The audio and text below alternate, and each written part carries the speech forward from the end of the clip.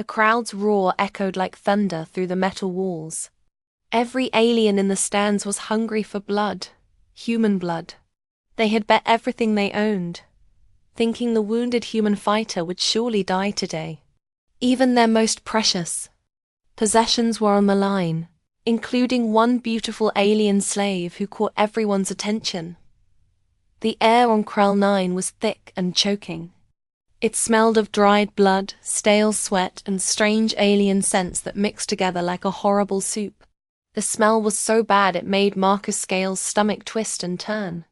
Or maybe that sick feeling came from the deep, ugly wound in his side. He had quickly wrapped it with a torn piece of his own shirt. But it wasn't enough. Warm blood kept seeping through the cloth bandage, making his skin sticky in the planet's crushing heat. "Move faster, human trash," the guard barked behind him. The creature was a Drorium, huge and mean, with bumpy green skin that looked like old leather. 4 thick, muscular arms hung from his massive body like tree branches.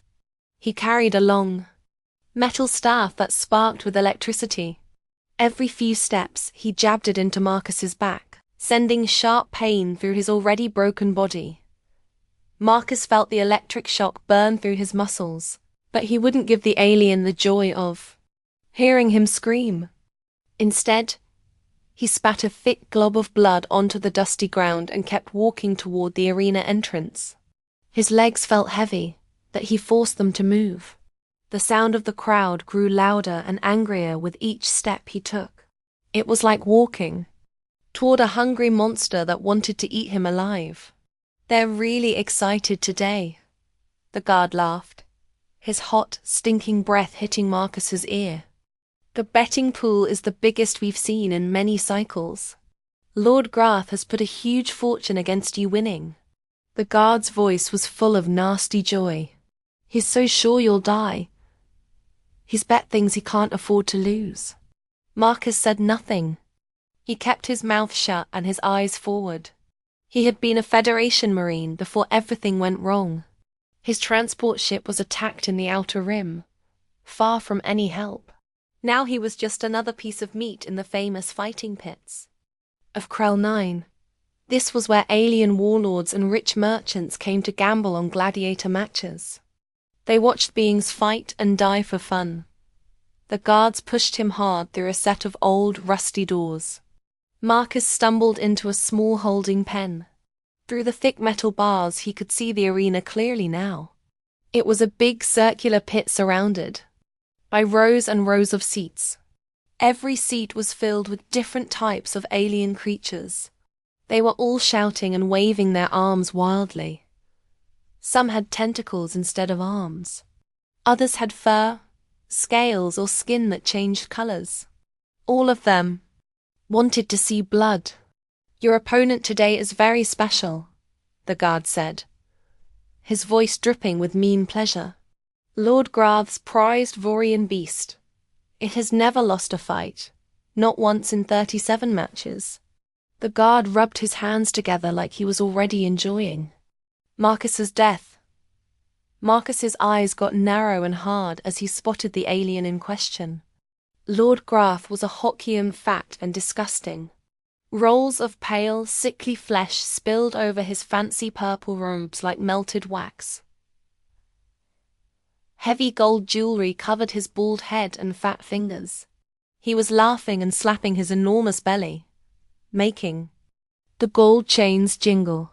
He looked like he was having the best day of his life. Next to him, on a short metal chain, knelt a female humanoid. She had soft lilac skin that seemed to glow even in the harsh light. Her long white hair flowed down her back like liquid moonlight. Even from far away, Marcus could see her large, worried eyes. They were yellow-green, like precious gems. She stared down at the arena floor with fear and sadness. The thin brown fabric that barely covered her slender body moved in the hot breeze. "That's Nalia," the guard said, noticing where Marcus was. "Looking. Lord Grath's favorite pet. Rumor says he's bet her along with half his fortune on today's match." The guard's ugly face twisted into a cruel smile. If you somehow win, she becomes yours. But don't worry. That won't happen. A loud bell rang out across the arena. The crowd's roar became even louder and more violent. Time to die, human. The guard sneered as he unlocked the gate with a heavy key. Marcus stepped into the arena, squinting against the harsh sunlight that beat down from above. The crowd's jeers and insults washed over him like acid rain. In his hand was a single sword, dull and chipped from countless previous battles. It felt heavy and awkward, not like the sharp weapons he'd used as a marine. Across the pit, another gate opened with a loud grinding sound. Marcus's breath caught in his throat when he saw what came out. The Vaurian beast stood nearly 3 meters tall, taller than any human. Its tough, leathery hide was covered in bony plates that looked like natural armor. 6 powerful limbs ended in razor-sharp claws that could tear through metal. Its long head housed multiple rows of serrated teeth that dripped with saliva. When it roared, spit sprayed across the sand, and the sound made Marcus's bones shake. Beast charged immediately, its claws digging deep furrows in the sand. Marcus had faced death before, in training, in battle, in the cold void of space. But never like this. Never wounded and alone on a hostile world, fighting for his life while aliens bet on his death dot as the beast closed in. Time seemed to slow down. Marcus's mind cleared as his military training took over. He'd been taught to analyze, adapt, and overcome any enemy. The beast was fast, but it moved in straight lines. It was powerful, but it fought with rage instead of strategy. He waited until the very last second before diving to the side, rolling through the sand despite the screaming pain in his ribs. The beast's momentum carried it past him, giving Marcus precious seconds to study how it moved. The crowd booed loudly. At his evasion, they were hungry for blood and didn't want to see clever fighting Dot in the VIP section. Lord Grath laughed so hard his multiple chins jiggled. The human is just delaying the inevitable, he bellowed, yanking Nalia's chain roughly. By sunset, I'll have doubled my fortune, and you'll still be mine, pretty pet. Marcus circled the beast slowly, ignoring the reopened wound in his side. Blood was running down his leg now, but he couldn't think about that. The Vaurian charged again, and this time Marcus didn't dodge. Instead of running, he stood his ground until the last possible moment. As the creature lunged with its massive claws extended, Marcus dropped to one knee and thrust upward with his sword.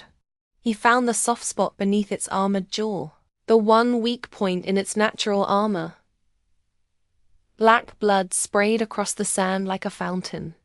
The beast howled in pain and rage, thrashing wildly. One of its claws caught Marcus's shoulder, tearing through flesh and muscle. He gritted his teeth against the pain and pushed deeper with the blade, twisting it into the creature's brainstem. With a final, shuddering groan, the Vaurian collapsed. Its massive body hit the ground and sent up a huge cloud of dust. Silence fell over the arena like a heavy blanket. Marcus stood slowly, blood dripping from his fresh wounds. He raised his eyes to Lord Grath's box where the alien merchant sat frozen in shock. His mouth was hanging open like a fish. Impossible! Lord Grath bellowed, rising from his seat. His jowls quivered with rage. The human cheated. The match is void. But the arena master, a tall, spindly alien with see-through skin, shook his head. The match was fair, Lord Grath. The human is victorious. Your wager is forfeit. The crowd erupted in a mixture of cheers and angry shouts as betting debts were settled. Some aliens had won big by betting on the human. Others had lost everything. Lord Grath's face turned purple with fury as he yanked Nalia to her feet.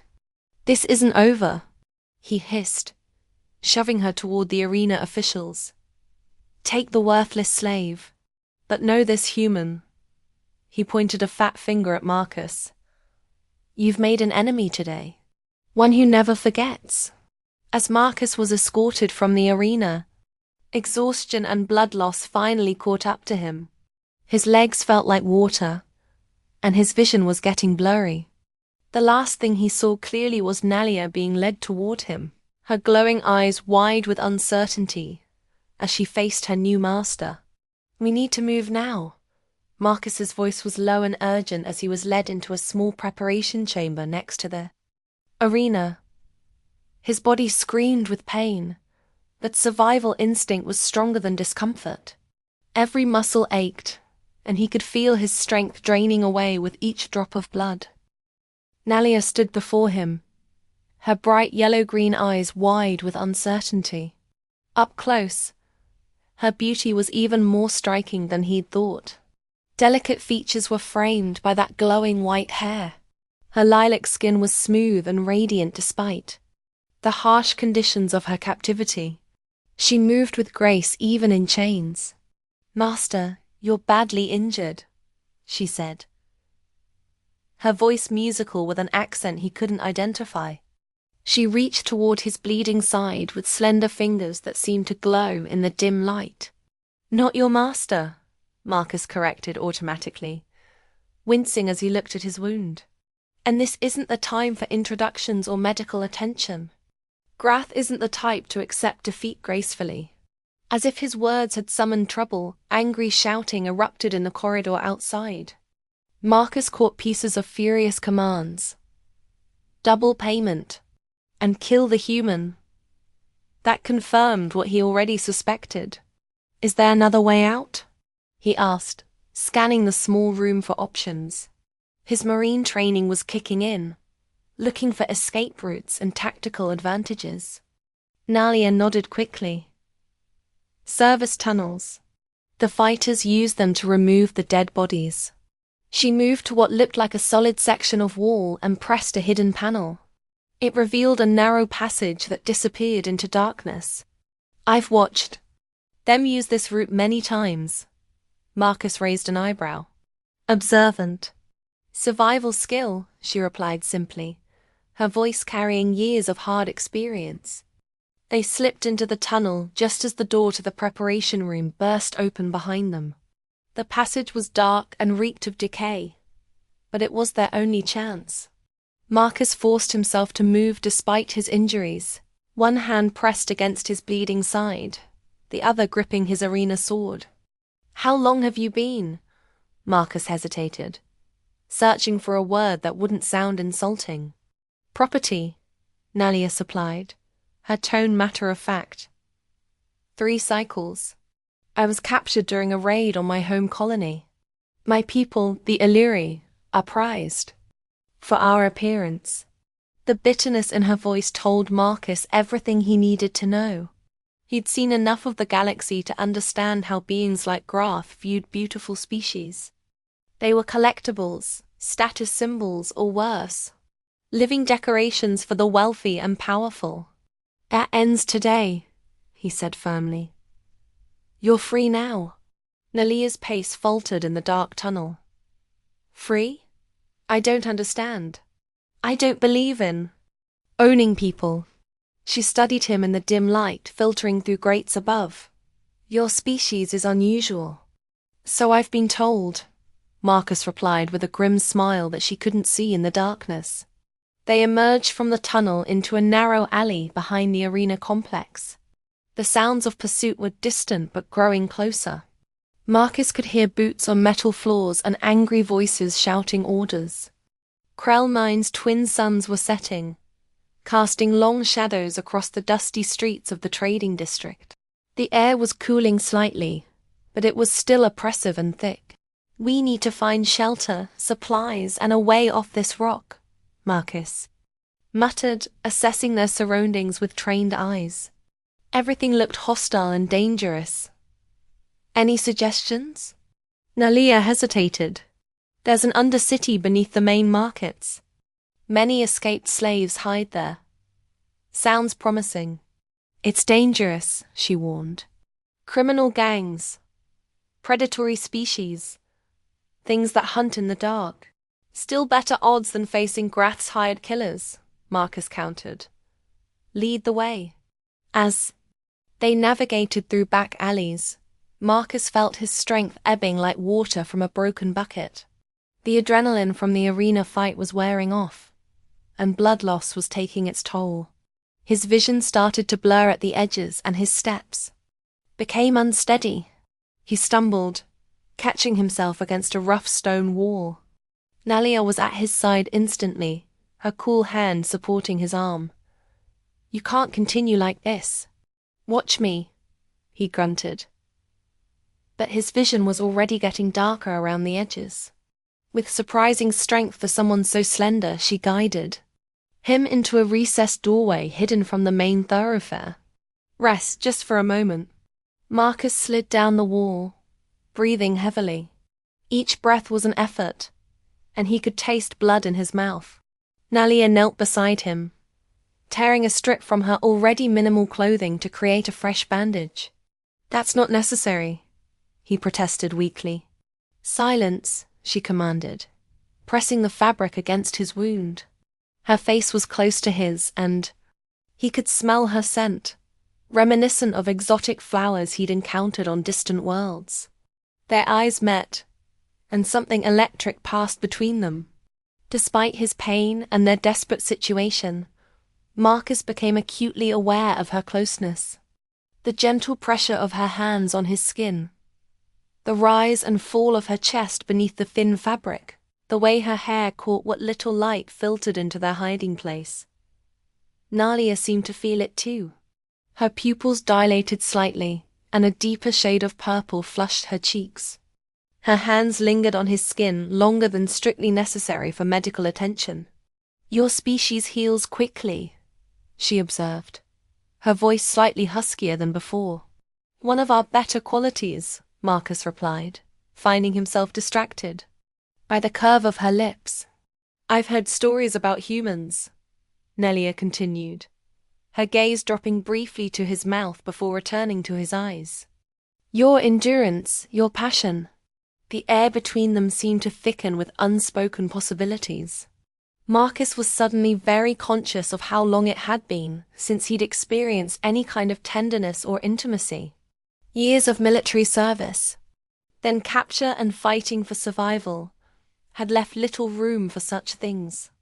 Not all stories are exaggerated, he said with a small smile, surprising himself with flirtation, despite their dire circumstances. A shout from a nearby street broke the moment like glass shattering. Nalia pulled back, though reluctance was evident in her movement. We should continue, she said, helping him to his feet. The entrance to the Undercity is not far. As they moved through the gathering darkness, Marcus found himself drawing strength from her presence.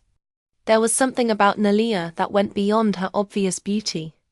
A resilience, an intelligence that had survived years of degradation and abuse. When we get out of this, he said quietly, what will you do with your freedom? Nalia glanced at him, surprise evident in her expression. I don't know. I've never allowed myself to consider it. We'll start considering, Marcus told her, because I'm getting us off this planet, and after that, your life is your own. For the first time, he saw a genuine smile transform her features. It was like watching a star ignite in the darkness, and despite everything, his wounds, their hunters, the uncertainty ahead, Marcus felt something warm unfurl in his chest. Whatever happened next, he knew with absolute certainty that winning Nalia had been worth every drop of blood he'd shed in that arena. The Undercity of Krell 9 was a maze of abandoned mining tunnels, makeshift dwellings, and forgotten infrastructure. Dim bioluminescent fungi provided the only light, casting everything in an eerie blue glow that made Nalia's lilac skin appear almost ghostly. The air was thick with moisture and strange smells.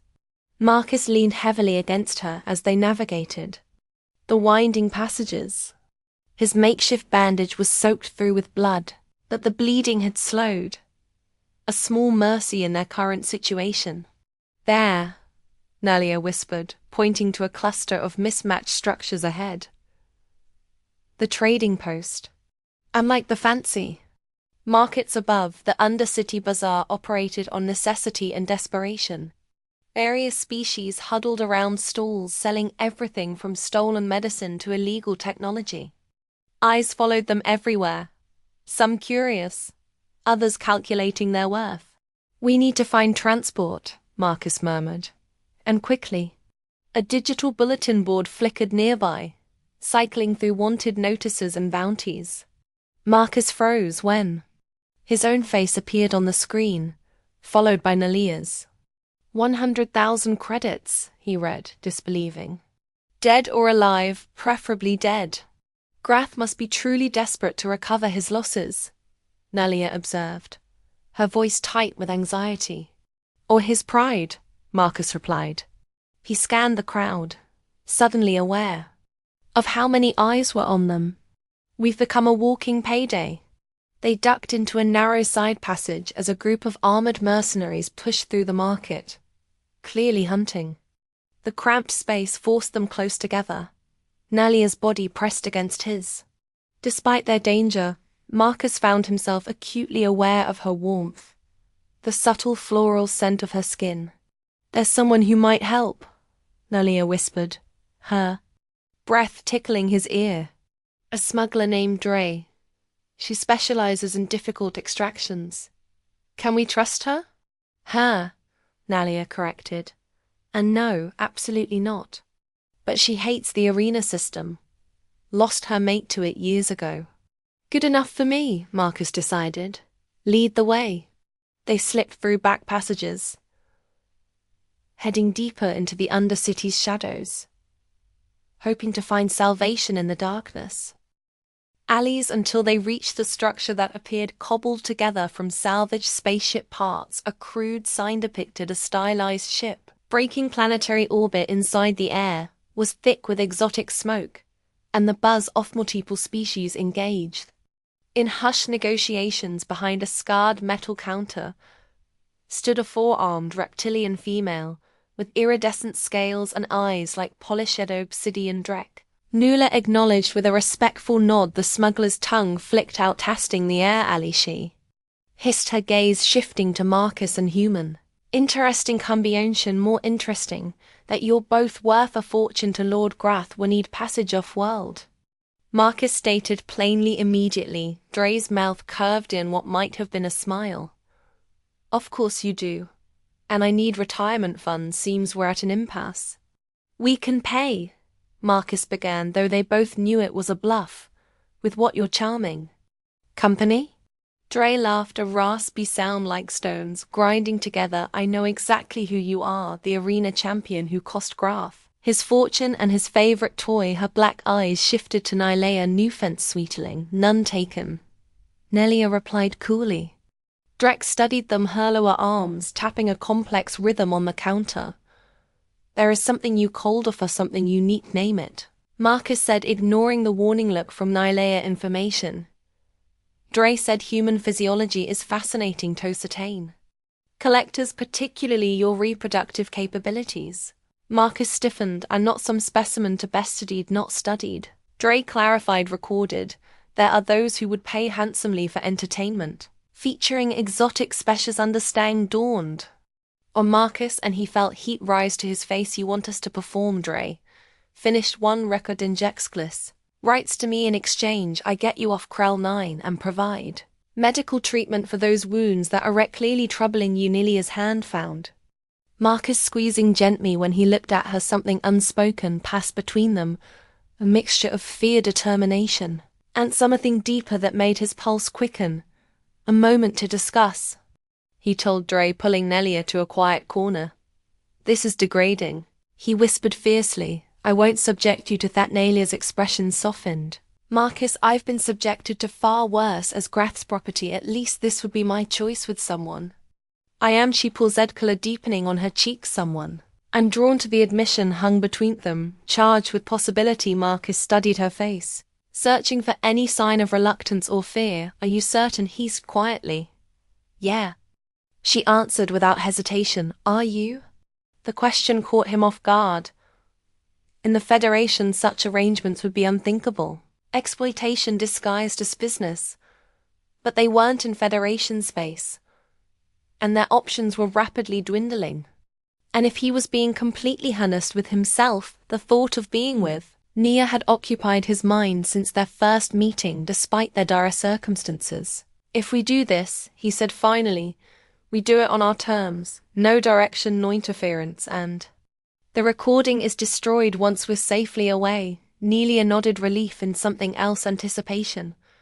Flickering across her features, they returned to Dre, who had been watching them with undisguised interest. "We agree," Marcus stated firmly, "but with conditions." He outlined their terms while Dre listened, occasionally clicking her teeth in amusement. "Acceptable," she finally agreed, "though the recording remains mine. However, I will guarantee it never reaches Federation space, or any world where either of you might travel." Business ethics, she added with a wink that made Marcus skin crawl. "And medical treatment first," he insisted. "Of course, dead performers make poor entertainment." Dre gestured to a back room. "My physician will see to your wounds, then we discuss creative erection." As they followed Dre through the smoky establishment, Nelia leaned close to Marcus. "Thank you," she whispered. "For what?" "For treating me as an equal, for asking my consent." Her eyes shimmered with emotion. "No one has done that since I was captured." Marcus felt a surge of protectiveness, along with something warmer that he wasn't ready to name. "That's not worthy of thanks. It's basic decency, perhaps, to humans," she replied. "But it's why your species fascinates me. Such strength, yet such compassion." Their hands remained intertwined as they entered the back room, both apprehensive about what lay ahead, yet somehow comforted by the knowledge they would face it together. Drek's physician, a spindly, six-eyed manian with surprisingly gentle hands, worked methodically on Marcus' wounds. The alien doctor applied a viscous blue gel that numbed the pain before sealing the gashes with a medical laser. Remarkable tissue regeneration. The physician chittered, mandibles clicking in appreciation. "Human physiology continues to impress. Most species would be dead from these injuries." "We're stubborn that way," Marcus replied, wincing, as the lasso sealed a particularly deep cut. Nia sat nearby, her luminous eyes never leaving him. The physician had given her clean clothing, still minimal by human standards, but a better quality than her slave garments. The deep blue fabric complemented her lilac skin, making her seem to glow in the dim light. "Almost finished," the physician announced. "Just need to run a final scan to ensure no internal damage." A handheld device hummed as it passed over Marcus' torso. Suddenly, it emitted a sharp beep, causing the physician to pause. "Interesting. The mansion murmur digesting settings. There appears to be a foreign object embedded near your fourth rib." Marcus tensed. "What kind of objects?" "More metallic." The physician's compound eyes blinked in sequence, emitting a low-frequency signal. "A tracker?"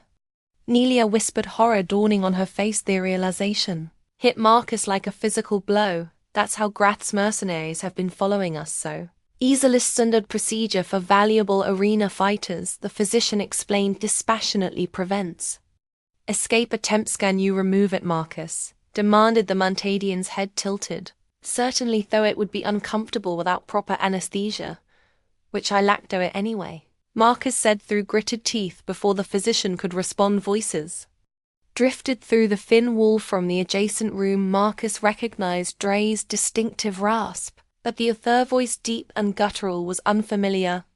"Highest bounty in the sector." The unknown voice was saying, "Lord Grath is obsessed with recapturing them." "I haven't seen any human," Dre replied smoothly, "though I'd certainly notify you if I did, for the right percentage, of course." "It's not just the human," the voice continued. "The Illyri female is the priority. She overheard sensitive information while serving in Grath's private chambers, information that could dismantle his entire operation if it reached Imperial authorities." Marcus and Nelia exchanged startled glances. "What information?" Dre asked, echoing their thoughts. "Unknown, but Grath is offering double for her return alive," and with her memory intact the conversation moved away becoming inaudible. The physician stood frozen, clearly uncertain whether to proceed. With the tracker removal, you heard nothing, Marcus told the alien firmly. The Mantadian's mandibles quivered. I am a medical professional. Confidentiality is sacred. Could now get this thing out of me. While the physician prepared surgical tools, Marcus turned to Elia. What did you hear while serving graphene? She shook her head, bewildered. I don't know. I was often present during his business meetings, but I was trained to be decorative, not attentive. Her brow furrowed in concentration. There was something about shipments coordinates a facility on Vega Prime Imperial territory. Marcus noted heavily regulated graph mentioned something called Project Rebirth. Hey. He seemed afraid before Marcus could press further. Physician approached with a wicked looking. Instrument, please remain still. This will be unpleasant. The next few minutes were a blur of white-hot pain. As the tracker was extracted without anesthesia, Marcus bit down on a leather strap, refusing to cry out. When it was finally over, the physician held up a tiny metallic divisiono, larger than a grain of rice. Fascinating technology. The alien observed. Still active, didn't destroy it. Marcus said, an idea forming through the haze of pain. I have a better use for it. After the physician fished bandaging the extraction site, Dre entered, her obsidian eyes taking in the scene. I see you've discovered our little complication. She said, this changes our arrangement. The risk has increased. Substantializo has the potential reward. Marcus countered. You heard your visitor Grathis desperate, which makes him dangerous. Dre hissed. It also makes him. Carolus Nia interjected. And we now have leverage. Dre's head tilted. Curiously, explained. Marcus outlined his plan, using the tracker to set a trap, capturing one of Grass lieutenants and extracting information about whatever. Project Rebirth was information they could use as insurance for safe passage off-world. Ambitious, Dre commented when he finished. Dan likely suicidal, but potentially profitable, Marcus pointed out, especially if this information is as valuable as Graph believes. Dre considered this, her scales shifting colors as she thought the recording will still be required. She finally stated, as a down payment. Marcus glanced at Nelia, who gave him a subtle nod. Fine, but after the track is set, agreed. Dre gestured toward a door at the back of the medical room. There are quarters through there. Rest, recover. You'll need your strength for what's to come. Her mouth curved in what might have been a smile. All aspects of our arrangement when they were alone in the small but clean room. Nelia approached Marcus, her movements hesitant yet purposeful. You didn't have to agree to her terms, she said softly. We could have found another way. Marcus took her hand, marveling at how natural it felt despite their different physiologies. I agreed because it was practical, not because I felt obligated. And the other part of our arrangement, Nelia asked, her yellow-green eyes searching his. Is that also practical? The question hung between them, charged with unspoken possibilities. Marcus found himself drawing her closer, his heart racing in a way that had nothing to do with his recent surgery. No, he admitted, his voice low, that has nothing to do with practicality. Their lips met tentatively at first, then with growing confidence. Different species, different worlds, yet somehow partly compatible in this most basic expression of desire. Whatever Dangastomera would bring tonight belonged to them. A lone dawn on Krell 9 brought no sunlight to the Undercity, only a subtle shift in the bioluminescent fungi that pulse from blue to purple. Marcus woke with Nylea nestled against him, her white hair spilling across his chest, her breathing soft and rhythmic. The night had changed everything between them. What began as an arrangement of necessity had transformed into something profound, a connection that transcended their different species and circumstances. In those intimate hours they discovered a compatibility that defied explanation, their bodies finding a natural harmony despite their alien anatomies. Marcus brushed a strand of glowing hair from the Atlia's face, marveling at how peaceful she looked in sleep. Her usual weariness had vanished, replaced by a serene vulnerability that stirred something protective in his core. Her eyes fluttered open, those remarkable yellow-green irises focusing on him with newfound warmth. You're staring She murmured, a smile playing at her lips, hard not to. He admitted she stretched against him, her movements fluid and graceful. I had dreams, she said, her expression growing serious. Strange dreams, memories, I think. Marcus propped himself up on one elbow about Grath Project Rebirth. Yes. She sat up, drawing the thin blanket around her shoulders. It's as if our connection unlocks something in me mind. Rory are mildly telepathic with compatible partners. But I never expected. What did you see? Marcus asked gently, a laboratory. On Vega Prime, specimens, living beings from dozens of species kept in stasis chambers. Her voice trembled. Grath was harvesting genetic material, creating hybrid organisms to target specific physiologies, biological weapons. Marcus concluded grimly, worse, they're designed to be selective, eliminating certain species while leaving others unharmed. Her eyes met his, the perfect tool for ethnic cleansing on an interstellar scale. Marcus felt cold dread settle in his stomach. Who's the target? I don't know, but I remember coordinates, security protocols, names of scientists. She pressed her fingertips to her temples. It's all suddenly so clear before Marcus could respond. The door slid open. Dre entered, her scales and agitated. Orange red. Your plan worked too well, she hissed. The tracker signal has attracted attention, significant attention. Grath's lieutenants? Marcus asked, already reaching for his clothes. Grath himself. Drex spat along with a full security detail. And they're not the only ones. Imperial agents have entered the Undercity heavily armed. Marcus and Nalia exchanged alarmed glances. You contacted the Imperials? Marcusakis Drex scales rippled defensively. Insurance, the reward for information about Project Rebirth is substantial. I'm a businesswoman, not a martyr. You've trapped us between Grath and Imperial forces near Leah, said, her voice icy. I've created options.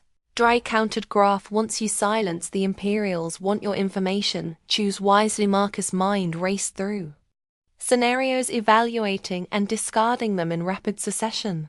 The Imperials might arrest us, but they won't kill us. Grath will don't naive. Drex scoffed. Imperial interrogation methods would make Grath Serena look humane.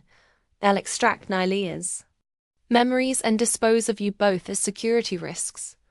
Then we need a third option. Marcus decided. Your ship? Dre's obsidian eyes narrowed. Absolutely not. You owe us, Nelia interjected. You betrayed our arrangement. Busness evolution, Dre corrected, and my ship is not part of any negotiation. Marcus stepped closer to the reptilian smuggler. You've miscalculated, Dre. Grath isn't coming to negotiate. He's coming to eliminate witnesses, including anyone who helped us. Uncertainty flickered across Dre's features as she processed this logic. We're 15 minutes at most. Marcus continued. Prepare your ship while we create a diversion. We'll rendezvous us at the loading dock. What kind of diversion? Dre asked suspiciously. Marcus held up the tracker that had been removed from his body. We're going to introduce Grath to the Imperials. Let them fight each other while we escape. Dre's mouth curved in reluctant appreciation. Perhaps humans aren't as primitive as rumored. She moved toward the door. 15 minutes, don't be late. On sea alone, Marcus and Niall addressed quickly, gathering the few supplies Dre had provided. Do you trust her? Nelia asked as she secured a small energy pistol to her thigh. Not remotely, Marcus replied, checking the charge on a similar weapon. But her survival instinct is strong. She knows Grath will kill her for contacting Imperials, and if she betrays us again, Marcus' expression hardened. Then she'll learn why humans have a reputation for resourcefulness. They moved through Dre's establishment, eerily empty as staff and patrons fled the approaching conflict at the main entrance. Marcus paused, studying the tracker in his palm. We need to plant this where both groups will find it. Hesed Nelia pointed to a central market stall there. It's exposed, visible from multiple approaches. They hurried across the open space, aware of the risk. Marcus placed the tracker beneath the store counter, then activated its emergency beacon, a feature designed to signal arena officials if a fighter attempted to remove it. The Device emitted a piercing pulse that echoed through the Undercity. That should get their attention, Marcus said grimly. Now we run. They had barely reached the first intersection when shouts erupted behind them, turning. Marcus saw a contingent of Imperial officers in sleek black armor pouring into the market square from one entrance simultaneously. From the opposite side, Lord Graf appeared flanked by a dozen heavily armed mercenaries. The obese alien trader had exchanged his opulent robes for battle armor that struggled to contain his bulk. His eyes bulged with rage as he spotted the Imperials. This is an Imperial operation, the lead officer announced through an amplifier. Surrender immediate telegraphs. Response was a barked command to his mercenaries, who opened fire without hesitation. The market erupted into chaos as both sides exchanged blaster fire, civilians scattering in panic. Perfect, Marcus murmured, pulling Nelia toward the loading docks. Let's hope Dre kept her word.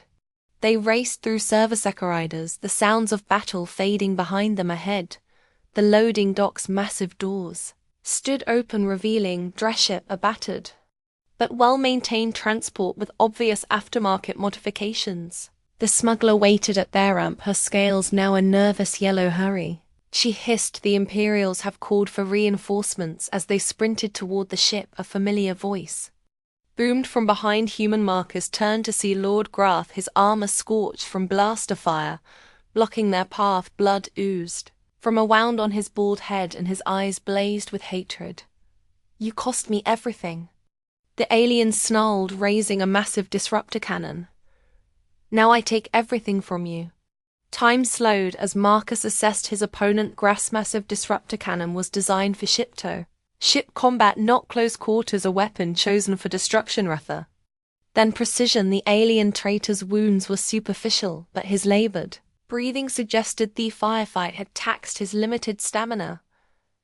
"Get to the ship," Marcus murmured to Nelia without taking his eyes off Graf. "I won't leave you," she protested, "not asking you to just get the engine started." From the corner of his eye, he saw Nelia hesitate before sprinting toward the ship where Dre waited impatiently at the ramp. "You think you can defeat me again, human?" Graf wheezed, his jowls quivering with rage. "The arena was a fluke, a momentary lapse in my judgment." Marcus circled slowly, keeping his movements measured, his recently treated wounds pulled with each step. The physician's work held firm. "Wasn't a fluke," Marcus replied calmly. "You bet everything on the wrong outcome, just like you're doing now." Graf's eyes narrowed. "What game are you playing?" "Nogami, just pointing out that you keep making the same mistake." Marcus gestured toward the sounds of approaching Imperial forces. "You could have escaped during the chaos. Instead, you came after us. Pride over survival. Bad bet." Silence, Graf roared, adjusting his grip in the massive cannon. "Your human arrogance will be your undoing." The weapon hummed as it charged, emitting an ominous glow from its barrel. Marcus tensed, ready to move. He'd faced similar weapons during his Marine training. They required 3 seconds to reach full charge, creating a brief window of vulnerability, and Marcus shifted his weight to his back foot too. He drew the energy pistol from his belt, not to fire, but as misdirection. 3.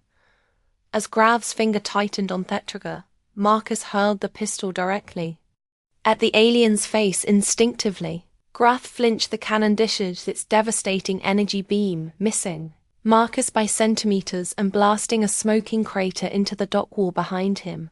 The weapon's massive recoil staggered the already unbalanced alien. Marcus didn't waste the opportunity. He launched himself forward, closing the distance before Graf could recover. The traitor swung the cannon like a club, but Marcus ducked beneath it, driving his shoulder into Graf's substantial midsection.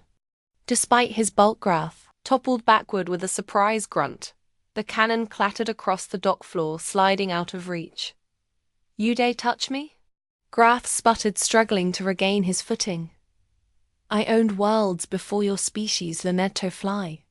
And now you own nothing," Marcus replied, circling as Graf lumbered to his feet. "Because you bet it all on me losing." Fury contorted Graf's features. He reached into his armor and produced a serrated combat knife, its blade gleaming with an unnatural blue sheen poisoned. Graf confirmed with a malicious smile. One scratch and your nervous system collapses, a slow, agonizing death.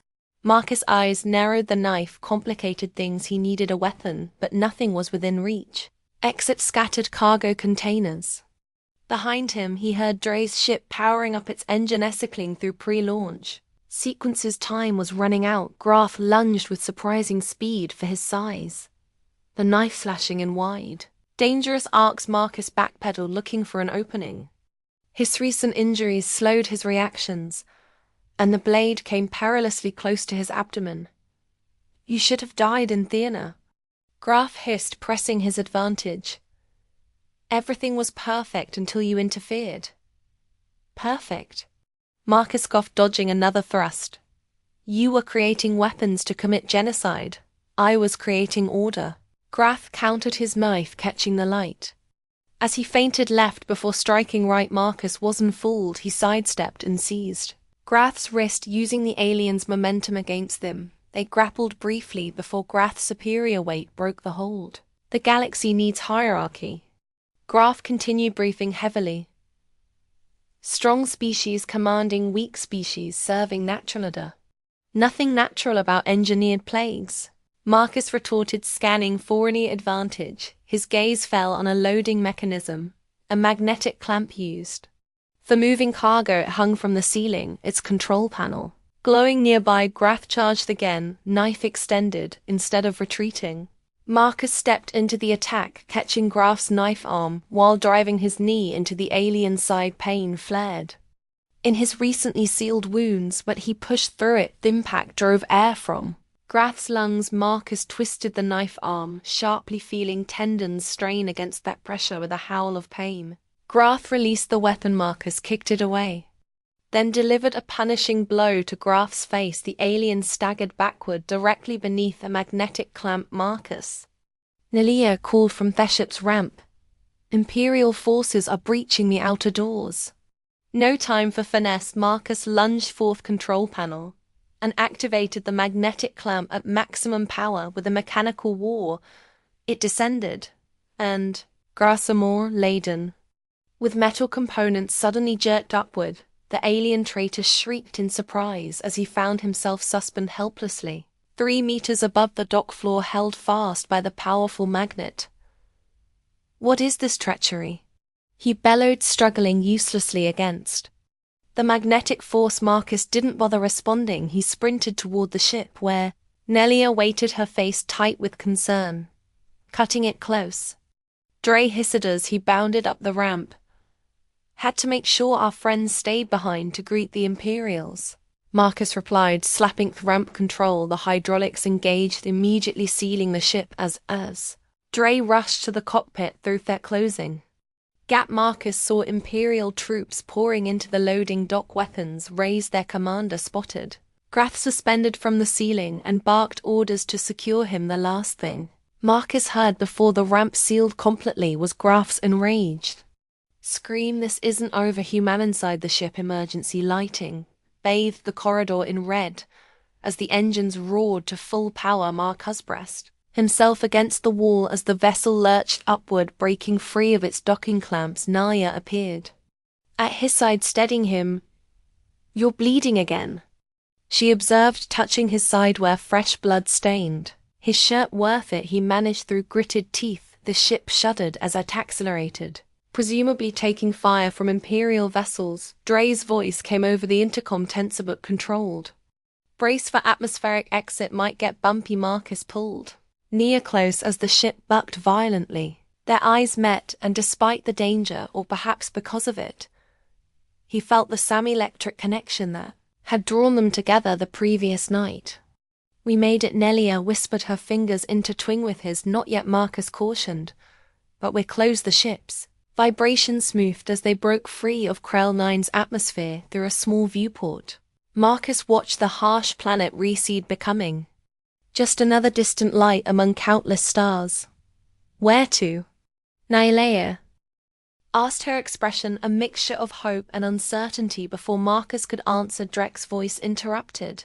We have 8 problem Imperial cruiser on intercept course, and something else a transmission direct. Specifically at you two, put it through, Marcus instructed, his arms still protectively around Nelia's waist. Dre manipulated the console and a holographic image flickered to life. In the ship's cramped common area, a human woman in her 40s with sharp features and silver-streaked dark hair appeared.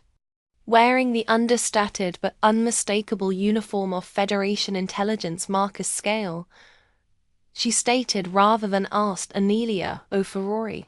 I'm Commander Elena Charles, Federation Special Operations. Marcus straightened, military instincts kicking in despite his civilian status. How did you find us? We've been monitoring Project Rebirth for months, Commander, Charles replied when Imperial chatter mentioned an escaped human, an Alluri, with knowledge of the operation. It wasn't difficult to connect the dots. Dre hissed from the cockpit, the Imperial cruiser is powering weapon systems. You might want to tell your Federation friends to call off their dogs. Marcus said to Charles, the commander's lips curved slightly. That cruiser isn't Imperial. It's one of ours disguised to operate in restricted space. Transmitting authentication codes now. Dre checked her instruments, then nodded reluctantly. Codes. Verify Federation registrar can offer you protection. Charles continued, in exchange for what Nelia knows about Project Rebirth. Nelia stepped forward. Why should we trust you? Because unlike the Imperials, we don't condone biological warfare, Charles answered simply. And because we're your only viable option right now. Marcus exchanged glances with Nelia. Their commander was right. Their options were limited. Dre's ship couldn't outrun a military cruiser, and they had no safe harbor in this sector. What exactly are you offering? Marcus asked. Full extraction. New identities, relocation, Toa Federation. Protectorate world. Charles's expression softened slightly. For you, scale, reinstatement if you want it. Your discharge was politically motivated. We can correct that injustice. The offer was tempting. Marcus had never wanted to leave the Marines. His honorable discharge had been engineered by a superior officer who'd taken exception to Marcus' reporting corruption in the ranks. And what about Nelia Heprist? Full Federation citizenship, protection from extradition.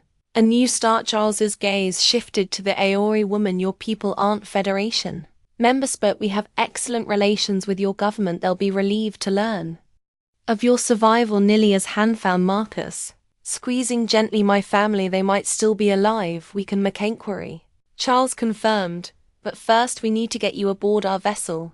The Imperial response fleet will arrive within the hour. Dre, who had been uncharacteristically, finally spoke up. And what about me? I suppose I'm just the disposable taxi service. Charles's expression remained neutral. We're aware of your record, Captain Dre, a smuggling traffic, numerous violations of Federation commerce laws. She paused. However, your assistance in this matter could be viewed favorably by certain authorities. Perhaps favorably enough to clear some of those outstanding warrants. Dre's scales shifted to a contemplatable. I'm listening, Doc. With our vessel, we'll discuss details in person. Charles's image flickered. You have 10 minutes to decide. Charles out. The hologram disappeared, leaving them in silence, broken only by the hum of the engines. It could be a trap, Drek suggested, though without much conviction. Federation doesn't operate that way. Marcus replied, if they wanted to capture us, they'd have disabled your ship already. Nelia turned to face him fully, her luminous eyes searching his. What do you think we should do? Marcus considered their options. Running would mean a life of constant vigilance, always looking over their shoulders for Imperial agents or Grath's inevitable replacements. The Federation offer provided legitimacy, protection, and perhaps most importantly, a chance for Naya to reconnect with her people. I think we take the deal, he said finally. But we stay alert, trust but verify. Nia nodded, a smile spreading across her face. I never imagined freedom could be so complicated. Freedom always comes with complications, Marcus replied, brushing a strand of glowing white hair from her face. But it's worth it. Dre made a sound somewhere between a cough and a gag. if you two are finished with your touching moment. I need to know if I'm setting course for the Federation vessel. Do it. Marcus confirmed as Dre returned to the cockpit. Nelia pressed closer to Marcus, her body warm against his. Whatever happens next, she whispered. I'm grateful fate brought us together in that arena. Even though you were the prize in a bet? Marcus asked, half joking. Her eyes sparkled with mischief. Especially because of that. Graf thought he was waggering a possession. But what he really did was bet against human capability. Shetris the line of his jaw with delicate fingers. He lost everything because he underestimated you, and in doing so he gave me everything. The docking procedure was tense, but uneventful. Federation officers, human and alien alike, greeted them professionally as they boarded the cruiser. Commander Charles met them personally, her handshake firm, as she welcomed them aboard the FSS. Horizon will need to debrief you both immediately, she explained as they walked through the ship's pristine quarters. Nia's information about Project Rebirth is time-sensitive. Our intelligence suggests Graf had partners who might attempt to continue his work. What about Graf himself? Marcus asked. In Imperial custody. Charles confirmed, given his connections that may not last on. All the more reason to act quickly. The debriefing took hours. Nelia recounted everything she could remember about the facility on Vega Prime, while Federation technicians used special equipment to help her access memories she didn't even realize she possessed. Marcus provided tactical information about Graf's security forces and operations when they finally emerged exhausted, but relieved. They were shown to private quarters, adjacent rooms, with a connecting door that neither mentioned but both noticed will reach Federation space in approximately 72 hours. Charles informed them. In the meantime, rest. You've earned it. Later that evening, after medical staff had treated Marcus' reopened wounds, Nia appeared at the connecting door. She'd been given fresh clothing, a simple blue jumpsuit that somehow enhanced her exotic beauty rather than diminishing it. May I come in? She asked softly. Always. Marcus replied, setting aside the datapad he'd been reading. She sat beside him on the bed, her presence filling the sterile room with warmth. Commander Charles confirmed my family survived the raid. They've been searching for me for 3 cycles. That's wonderful news, Marcus said, genuinely happy for her. Yes. She hesitated, but it complicates things. How? So I don't know if I want to return to my home world immediately, she admitted. I've changed. And there's us. The word hung between them, full of possibility. Is there an us? Marcus asked gently in answer. Nalia leaned forward and kissed him, her lips soft, yet insistent against his. When they finally parted, her yellow-green eyes were bright with emotion. There is, if you want there to be, she whispered. Marcus pulled her closer, marveling at how perfectly she fit against him. Despite their different physiologies, I do whatever comes next, we face it together. 6 months later, on the Federation Protectorate world of New Avalon, Marcus stood on the porch of their modest home, watching twin moons rise over the mountain range. The planet's temperate climate suited both human and a slurry physiology, making it an ideal choice for their new beginning. Bend him. The door opened and Nelia emerged wrapped in a light robe. She slipped her arms around his waist, resting her head against his shoulder. Anywhere from Charles? She asked. Marcus nodded. Project Rebirth has been completely dismantled. The last of Graf's partners was arrested yesterday, and Graf himself still in Imperial custody. But Charles thinks he'll be extradited to face Federation charges soon. He turned to face her. It's over, Alia, really over. She milled the expression, transforming her already beautiful face into something transcendent. Then we can finally focus on our future. As they stood together under alien stars, Marcus reflected on the strange path that had brought them here, a brutal arena, a foolish bet, a desperate escapeal, because one arrogant alien traitor had underestimated human resilience and determination. Graf had wagered everything on Marcus' defeat, including the remarkable woman now in his arms. Yeah, it was a bet the alien had lost spectacularly, and in losing had inadvertently given Marcus the greatest prize of all. Not just Nelia, but that chance for both of them to find freedom, purpose, and love among the starsome gamals. Marcus thought as he kissed her beneath the rising moons were always destined to fail.